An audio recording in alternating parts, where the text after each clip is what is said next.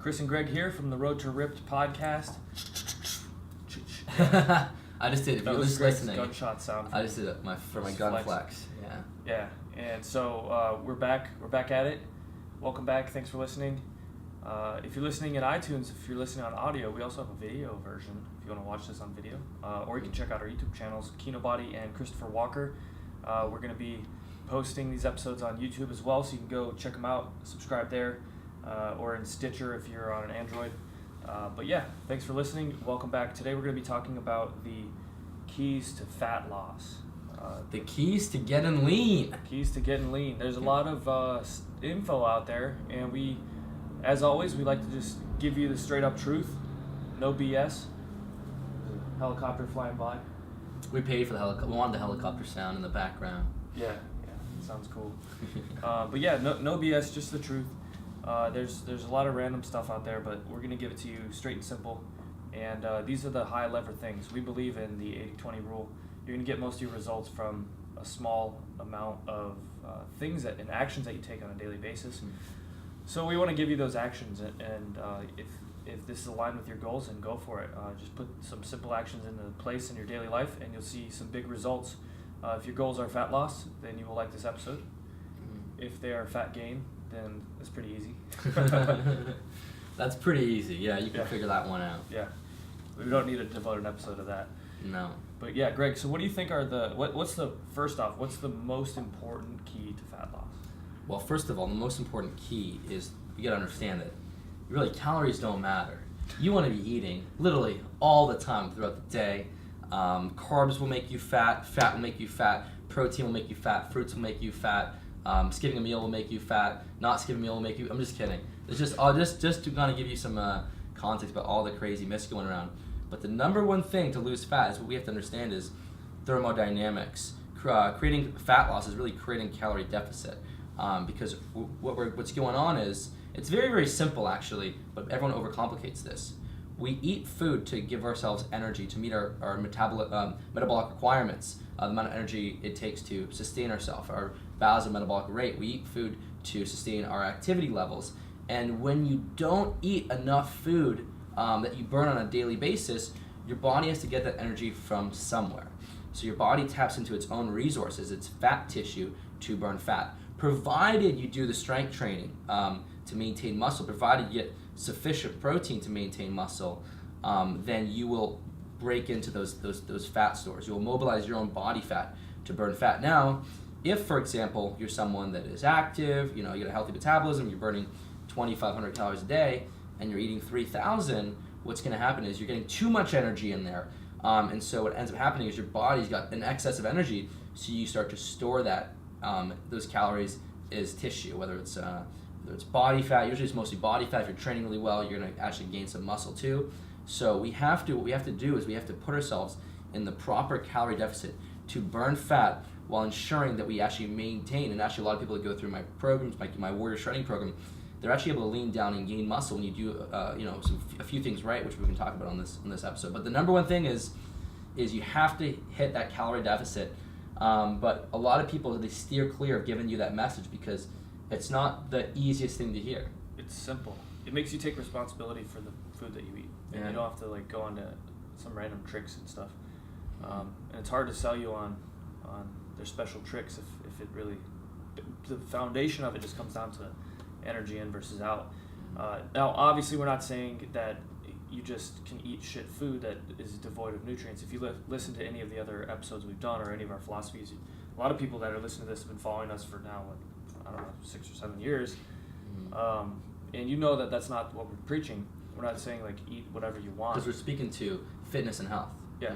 Fitness and health combined in the context of your overall life. So I know, Greg, in the Kinobody programs, you basically outline some specific, simple calculations that people can make. Because now I'm sure a lot of people that are listening are wondering, okay, so I need to be in a deficit, but how big of a deficit? So should I eat 1,000 calories a day, or should I eat 3,000 calories a day? How do I know based on how much I weigh or what my target weight is? Right. So everyone's essentially different. Someone that's 6'4" and 250 pounds is going to burn a lot more calories than a girl that's 5'4" and 150 pounds. Mm-hmm. So we have to understand that. So you're basically the amount of calories that you burn on a daily basis is largely based off of your height, your weight, especially your lean body mass, and then it's based off of your activity. And so your lean body mass is the amount of tissue you have, is the amount of weight you have subtracting the fat. So if someone, for example, is 200 pounds and they got 20% body fat, they're carrying basically 40 pounds of fat, so you get 160 pounds of lean tissue, and that's going to be most responsible for their metabolism, because fat doesn't really take much energy to have. But muscle tissue, lean tissue, like your organs, is all a lot more. It's a lot more metabolically costly. And you know what's funny is you know that our bones don't weigh that much at all. It's like 8 pounds. Yeah. Of bones. Well, they're kind of hollow. Yeah, 8 pounds. Wow. Yeah, 8 pounds. Because when I got my DEXA scan last year, I've done it a few times now. I was like looking at my basically, because you get your lean tissue, your lean tissue, and then you get your bone weight. And the bone only added about 8 pounds. Wow. That's it? Wait, so that kind of throws that whole big boned argument out there. It's like big bone. Your bones weigh 10 pounds. Okay. Yeah, you got an extra 2 pounds of bones. Yeah. I mean, your bones could be more because you're taller. It's just like taller, bigger people probably have bigger more bone mass, but it's probably just another extra 2 pounds. Couple pounds. Yeah. So in that frame of mind, you have to find out how many calories. The number we really want to find out is really how many calories you need on a daily basis. And the reality is that in this day and age, we're not that active. We're not kids running around for 4 hours a day playing, an hour of hockey, an hour of recess running around, an hour of gym class. For the most part, humans now, we're relatively sedentary, minus about an hour of activity a day. And this is what I prescribe in my courses. I say, hey, look, 3 intense strength training workouts per week, and then on your other days, just do something for an hour. Get an hour of exercise. Nothing. I'm not saying go an hour for a run. I'm not saying an hour of circuits or intervals. Just something light exercise that you enjoy. Going for a hike. Going for a nice walk. And that walk could be 2 30-minute walks a day where it actually is relevant to your life. Oh, I got to go walk to work, or I got to go walk. I'm going to walk 30 minutes or 20 minutes to lunch, and then 20 minutes back. So I really recommend kind of adding in just kind of natural exercise into your lifestyle, because that will make a difference. And so usually the number that ends up working really well is if you want to put yourself and there's different types of deficits we can talk about. If you're looking at losing fat really fast, maybe because you just want to diet for a short-term period, 4 to 6 weeks, or maybe you just have a lot of fat to lose, so you can actually lose. Someone that's got more fat to lose, they can actually lose weight faster, because there's always a signaling going on. For example, when you're dieting to very low levels of body fat, it becomes a lot harder because your body regulation, your hormone regulation, your leptin levels don't want you to die. So if you're getting down to 6-7% body fat, then your body's like, whoa, we're getting close to this. We're getting close to the essential body fat. So we better try and get this guy hungry. Let's get this person eating more food. Let's get this guy conserving energy. Whereas if you're someone that's got like 30% body fat, you got like 50 pounds of fat you want to lose, then you can put yourself in more of an aggressive deficit. So the range I like to use is basically 10 calories per pound of goal body weight is the very, very low end. That's the lowest you go if you really want to push it, or even 11 calories per pound of goal body weight. So someone that is basically 200 pounds and they're 20% body fat, they want to get down to 10%, so they want to lose 20, 25 pounds of fat. So they might say okay, my goal is 175 pounds. They'll do 175 times 10. That's very low. I don't even recommend going that low, but that just gives you a good number to never go below, because a lot of these crash diets, ridiculous diets, will try and get someone to go to 1,400, 1,300, 1,200 calories, and that's ridiculous. That's when you're really going to be sacrificing muscle tissue. That's when you're really going to be affecting your metabolism negatively. It's going to be when it's really not sustainable. So someone that wants to go on a really aggressive diet for a short-term period, they could go down, bigger person, they could go down to 1,800 calories to 2,000. But really, the place I really recommend so you can lean down, also make progress in the gym, is about 12 calories per pound. That's really what I talk about in my warrior shredding program. There's a lot more that goes into that, but and that's for people that are getting an hour of exercise a day. So let's say you're a 200 pounder. So that, what you're looking at is about 2,400 calories. So you're gonna lean up, but you're also gonna be able to gain some strength and muscle. You're not gonna lose all your libido, your energy, right, etc. Yeah, for sure. And so and if you got a healthy metabolism and you're getting a bit of exercise, you should be burning about 15 calories per pound of body weight. So that's about 200 pounds, about 3,000. So that's a nice 600 calorie deficit if you're eating. It's a nice 600 calorie deficit. So you'll be able to lose, a pound of fat a week, maybe a pound and a bit, but then also, make some progress in the gym if you're getting in the right nutrition, you're dialing in your training properly. A lot of people train wrong when they train fat loss. They're thinking about doing all these circuits, all this metabolic exercise and running, and but then all you're doing is all you're doing is making yourself lose more muscle in the diet. You want to be training for strength combined with the deficit. The nutrition is what supports fat loss. You can do some brisk walking every day to support fat loss at a higher rate, but the training is there to build strength, to build muscle. When you combine the right training with the nutrition, you lean up and you actually get stronger. And that's the number one thing I've heard from people that do my courses when they're doing them for fat loss is, holy crap, I'm losing fat. I'm the leanest I've ever been and the strongest. I'm gaining strength and I'm losing body fat. This is too good to be true. And the reality is that no one really teaches this style where you're doing minimalist training, because when you train 5-6 days a week, just trashing yourself with tons of sets and volume, you're never able to make the strength gains. When you dial your training into a minimalist style and then combine the proper nutrition where you're in the right deficit, 12 calories per pound of body weight is an awesome starting point. You're getting in the carbs, and what we talk about, the carbs and fats to support your hormonal levels, getting in sufficient protein. You're not going crazy high, crazy low, getting in sufficient protein. And then, what we could talk about is something that really makes this work so much better is the intermittent fasting. That's been a huge game changer for people that have gone through my courses, people that watch my videos. It just makes the diet so damn effortless, and it also has multiple benefits. Which you're Chris. You know that intermittent fasting like the back of your hand. Yeah, it just basically upregulates. While you're fasting, it does a couple things that are really important. Right. First off, helps improve insulin sensitivity. Mm-hmm. So if you are insulin resistant in any capacity, it can help improve that. And what's the downside of being insulin resistant? Basically, your body loses its ability to deal with the insulin spikes in like a very simplified way. So the people become very dependent on, people, basically diabetic people are going to have, you get diabetes, type 2 diabetes, because of an increase in insulin resistance. And by, and it's not really... So like you're basically, with intermittent fasting, you're helping yourself improve your ability to handle insulin and carbs and like better, direct, better, like improve your ability to stay lean, better direct it. Excess calories and carbs into muscle tissue. Well, and the fasting is a nice way to, because a lot of people, it is effective to go onto a lower carb diet approach if you have type 2 diabetes or pre-diabetic. However, if you were to just skip breakfast, basically fast instead, you don't really have to go on that extreme of an approach, and you can take a much more balanced approach to actually doing it. And it also upregulates growth hormone during the fast, as well as increasing testosterone precursors. Like LH luteinizing hormone. Yeah. Increases it like 180%. Remember that study? Yeah, it was pretty awesome. Yeah, and there was actually, and people even, we're talking fasting just like short-term fasts, right? Anything up to 24-hour fast.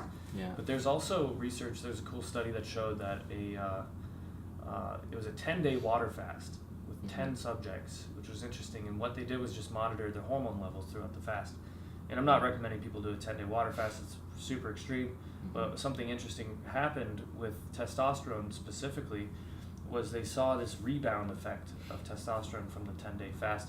First off, the interesting thing that I saw was like their T levels didn't drop as much as you'd think they would. After the 10 days? During the fast. Right. You'd think like, oh, I'm fasting for 10 days, not eating any food, my body's so stressed out, such high cortisol, the testosterone must just go in the shitter. But what they saw, specifically, like this guy was a good example. There was one guy who basically started at 850, around there. That's high. That's a nice solid level, right? Yeah. He started around there. The lowest it got during the fast was like 650. Come on. Yeah. No way. 10 days. Dude. No eating, nothing. It's like, just what, water. a 20%, 25% decrease? Which you would think it would go and at least cut over 50%. Yeah, But here's what is really crazy that what happened. When he ate again, it rebounded? When he ate again, 2 days later, it was over 1,600. Come on. Come on. Yeah. So there's this big anabolic rebound basically. And that's what you also get that same experience, I think, when you do even the short-term fast. You're in this fasted state, and then when you eat, your insulin sensitivity is increased, and you're in this fasted state, and then all of a sudden you're in this overeating state. You're not overeating your calories, you're just overeating in that short-term window. You're eating more than you're used to, and I think you get that anabolic rebound too. Yeah, you can do it. Like we're talking, the 10-day fast showed a pretty extreme example of it, right? And it ended up doubling his baseline testosterone level. Right.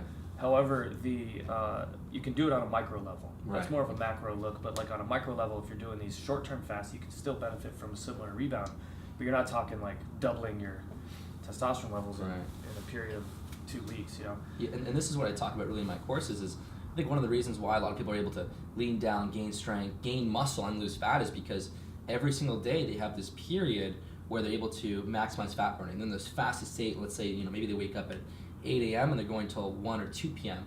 fasted before they eat. So this period where they can break down body fat, growth hormones high, fat is being mobilized, and they're basically breaking down a lot of fat. And then they have this period where they're getting in their perfect amount of nutrition, the calories, the proteins, fats, and carbs.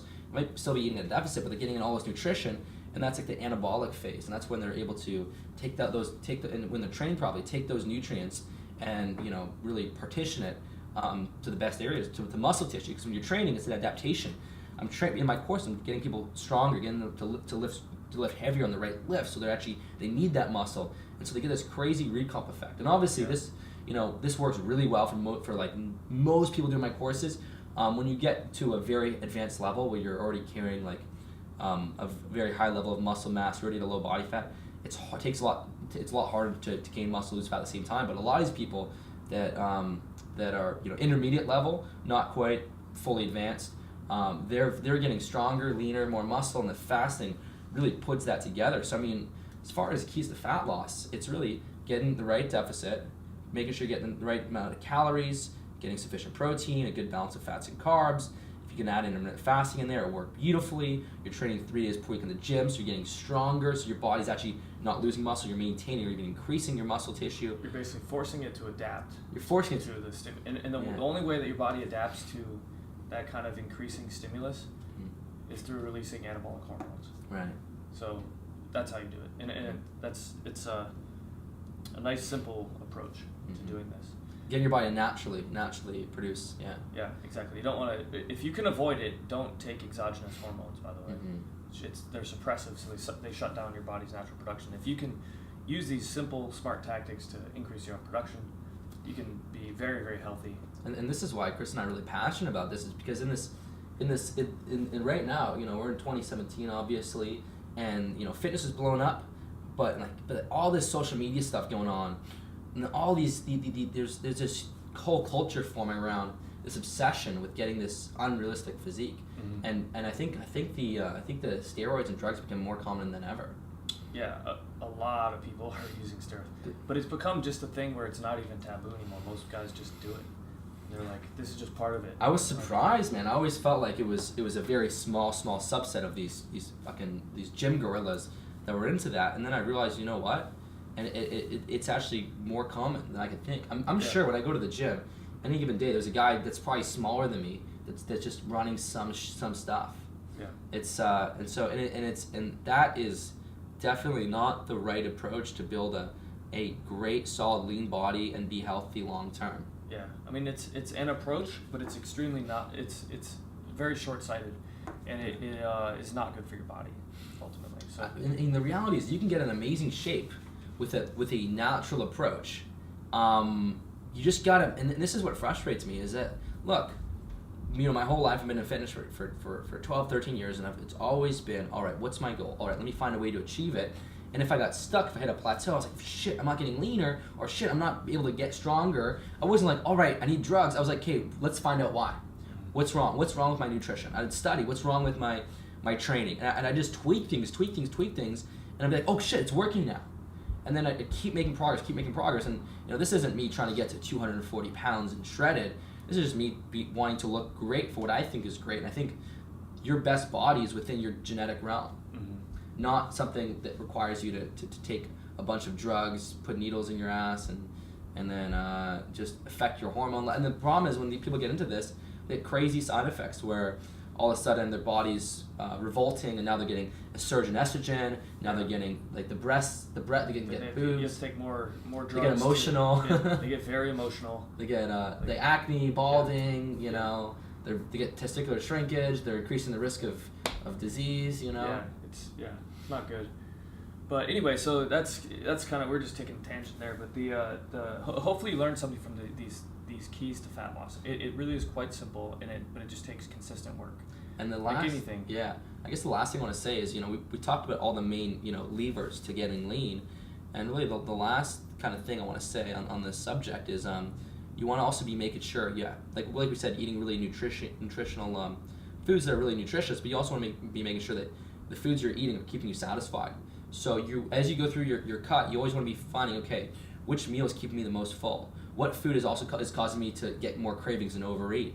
And so over the course of several weeks, you'll start to base your diet off the stuff that keeps you satisfied. For me, it's a lot of lean meats, apples, potatoes, and I do well with some high quality.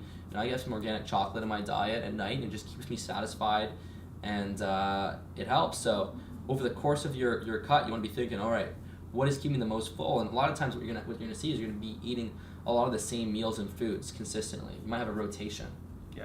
Yeah, but that's been a big one for me. So use your brain, and and realize that you're never gonna be perfect 100% of the time. So some days you might just have one of those days. You might go over by a few hundred calories. Don't feel guilty. Just go to the next day. Don't get in that habit of screwing up and then trying to compensate and starve yourself the next day. Just get better and better at hitting the right intake. If you go over, it's okay. If you go a little under, that's okay too. If it's once in a while, but just get better and better, and then find basically the structure that works best for you. Maybe you're fasting, every day for a little bit to lunch, and then you're eating a big lunch. Maybe it's a small lunch and a huge dinner, and then a couple pieces of fruit, or a dessert at night. Just find that structure that makes the diet as easy as possible. And the best tip to leave you with is, it shouldn't feel like a diet. So find a way for you to hit your right numbers without it feeling like a diet. So make it enjoyable. Feel like a lifestyle. Feel like a lifestyle. So it's not like, oh my God, I got 30 more days of this damn stupid diet. It's like, oh, it's easy. Yeah, just how you live. And that's how that's how people that go through my courses, they get incredible results. Every day I get new people sending me messages on Facebook, DMs on Instagram. 100 pounds, I lost 100 pounds on your AFL, or I've never been this lean in my life, or I'm leaner than I was when I was 20, and this someone's 50. It's crazy results. So it's so damn cool to see. So if you're listening right now, because we're about to sign off here, before you go, you're gonna definitely want to go over to ketonutrition.com. We have an amazing update to give you there. Chris and I are coming up with some really, really cool stuff there, and we got an email list for you guys to join, which is going to tell us when we got some new stuff coming out. We do. Exciting new stuff over at ketonutrition.com. Just join the notification list. You'll be the first to know when these new things come out, and we'll keep in touch with you over there. If you're not already subscribed to this podcast, wherever you're listening to it, whether it's in iTunes or Stitcher or YouTube or whatever, just hit the subscribe button and you'll be notified when we come out with new episodes. Also, if you have any questions that you want us to address on the podcast, just leave a comment, whether it's on YouTube or Facebook, wherever. We read the comments. We might not be able to answer all of them, but we do read them. Just go leave a comment. We will get to the good ones here on the show. Awesome. And finally, if you go to Keto Nutrition, we'll join that list, because Chris and I are going to come up with a couple really cool supplements that really work based on the research, human research. And there's also a physique quiz for you to take. So if you really want to get lean, you want a program that's all done for you, take the physique quiz, and I will find my best program for you. And then you also got some stuff too. You got some cool products. If you go check out Chris's Truth Nutraceuticals, it will all be at Keto Nutrition. So that's the hub for you to go. So check out Keto Nutrition, and we'll talk to you in the next episode.